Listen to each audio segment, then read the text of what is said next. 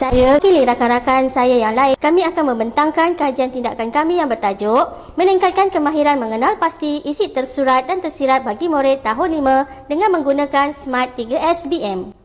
Refleksi PDPC yang mereka juga sering melakukan kesilapan untuk mengenal pasti isi tersurat berdasarkan aktiviti di dalam gambar. Selain daripada itu, murid juga melakukan kesilapan untuk mengenal pasti isi tersirat berdasarkan gambar yang diberi. Tambahan pula, murid tidak mahir untuk menulis respon isi tersurat dan tersirat berdasarkan gambar yang dipilih. Analisis masalah didapati bahawa murid salah dalam menentukan isi tersurat berdasarkan gambar yang diberi. Mereka juga salah untuk memadankan isi tersirat berdasarkan isi tersurat dengan betul. Seterusnya, fokus kajian.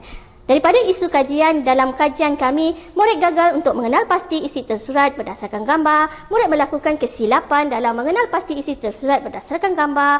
Murid juga tidak tahu teknik menulis respon isi tersurat dan tersirat berdasarkan gambar. Daripada tinjauan masalah, kajian tindakan kami ialah kami melakukan penelitian dokumen evidence murid sama ada lembaran kerja maupun buku tulis. Selain daripada itu, kami menjalankan kaedah kajian kami ialah melalui pemerhatian, temu bual, ujian pra dan ujian pos. Objektif kajian kami. Objektif umum kami ialah membantu murid untuk menguasai kemahiran membaca untuk mengenal pasti maklumat isi tersurat dan tersirat dalam bahasa Melayu murid tahun 5. Untuk objektif khusus pula yang pertama, membantu murid untuk menguasai 90% kemahiran mengenal pasti isi tersurat berdasarkan gambar yang diberi. Objektif khusus yang kedua, membantu murid menguasai 90% kemahiran mengenal pasti isi tersirat. Manakala objektif khusus yang ketiga, untuk meningkatkan 90% kemahiran murid dalam membina respon yang lengkap berdasarkan isi tersurat dan tersirat. Pelaksanaan kajian kami, iaitu langkah pertama. Dalam kajian kami ini terdapat 5 langkah yang kami jalankan. Jadi langkah yang pertama ialah kami menjalankan ujian pra. Ujian ini adalah untuk mengukur prestasi bagi setiap responden yang menyertai kajian ini. Langkah yang kedua iaitu nyanyian. Guru meminta murid menyanyikan lagu Surat Sama Sirat untuk mengingati cara mengenal pasti maksud isi tersurat dan tersirat. Aktiviti ini dapat menerapkan diri hibur iaitu nyanyian dalam subjek bahasa Melayu. Surat nanti kata aku depan mata. Dalam lirik lagu Surat Sama Sirat dinyatakan bahawa apa sahaja yang dilihat oleh murid di dalam gambar itu adalah isi tersurat. Manakala sirat pula ialah gambaran samar-samar. Apa yang tak nampak dilihat di dalam gambar itu adalah isi untuk tersirat. Dan semua ini dinyatakan di dalam lagu. Seterusnya, langkah yang ketiga iaitu teknik suka. Guru memperkenalkan teknik suka kepada murid dengan menyebut dan menulis respon yang boleh dibentuk menggunakan kata hubung yang sesuai berdasarkan isi tersurat dan isi tersirat. S itu melambangkan supaya, U adalah untuk, K ialah kerana, A untuk agar. Jadi, apabila murid menghubungkan isi tersurat dan isi tersirat, mereka perlu menggunakan kata hubung suka. SUKA. Terusnya, langkah yang keempat iaitu penggunaan Smart 3SBM.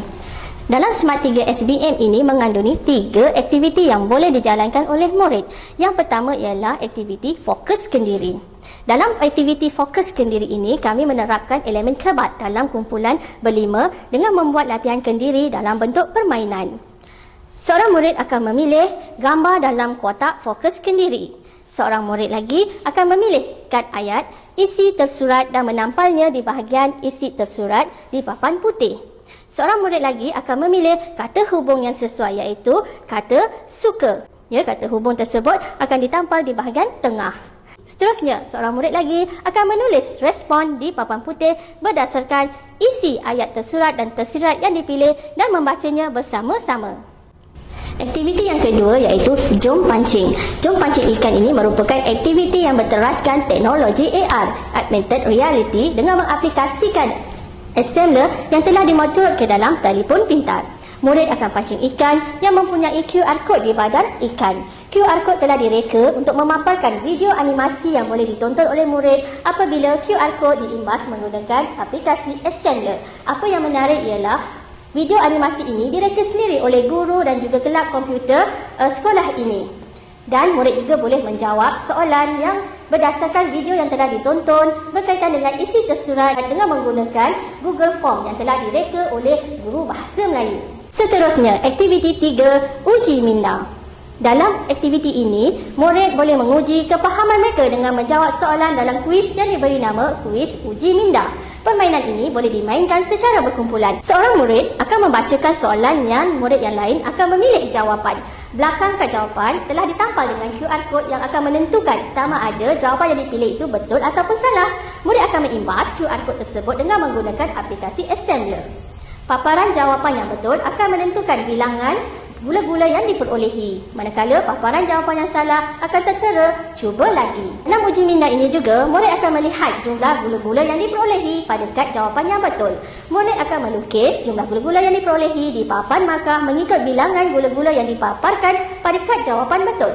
Secara tidak langsung, walaupun murid belajar bahasa Melayu, mereka juga didedahkan dengan subjek matematik. Ini kerana permainan ini menggunakan cara piktograf untuk mengira jumlah markah yang diperolehi.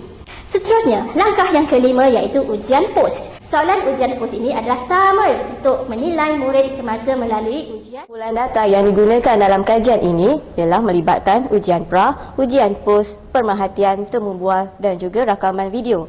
Analisis data yang didapati daripada pemerhatian semasa ujian pra didapati seramai 3 orang murid tergaru-garu di kepala, seramai 2 orang murid menjeling rakan sebelahnya, 2 orang murid pula berkerut-kerut dahi, seorang berfikir dalam tempoh masa yang lama dan 2 orang berbual dengan rakan sebelah.